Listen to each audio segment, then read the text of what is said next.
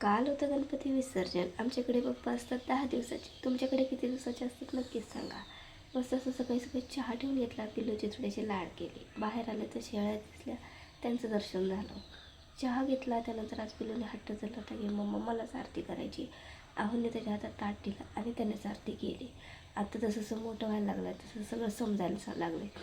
पप्पा जशी आरती करतात किंवा मम्मा करते तसं त्याला पण करायचे असतं. आम्ही जेवण वगैरे केलं आणि पिल्लूला झोपी लावलं.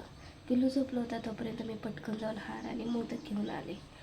आज होतं पप्पांचं विसर्जन. मला फ्रेश असा हार पण आणायचा होता आणि प्लस मोदक पण आणायचे होते.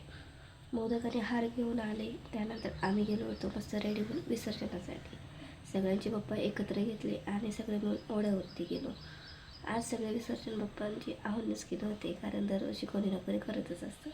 आम्ही 5-6 जण फॅमिली मेंबर आहोत. आम्ही सगळे मिळून एकत्रच जात असतो दरवर्षी. आहोंनी पाण्यात उतरले होते आणि सगळे विसर्जन पप्पा त्यांनीच केले.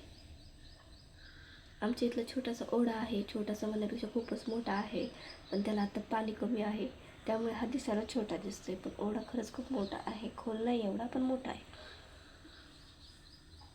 सगळे पप्पा विसर्जन केले. येताना पप्पा चालतात, पण गेलेले चालत नाही, कारण घर पूर्ण शांत होऊन जातं. आपली देवपूजा तर रोजची अशी होतच असते, पण पप्पा आल्यानंतर काही वेगळंच असतं. सगळे पप्पा विसर्जन केले आणि पिल्लूने हट्ट धरला होता की पप्पा मला पण पाण्यात उतरायचं.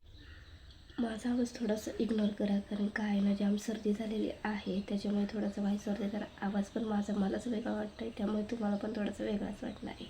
सगळे पप्पा विसर्जन वगैरे करून झाले आणि पिल्लूने हट्ट धरला होते की मला पाण्यात उतरायचं आहे. आम्ही थोडंसं त्याला पाण्यात उतरवलं. त्यानंतर आम्ही घरी आलो. व्हिडिओ कसा वाटला नक्की सांगा. भेटूया नेक्स्ट ब्लॉगमध्ये.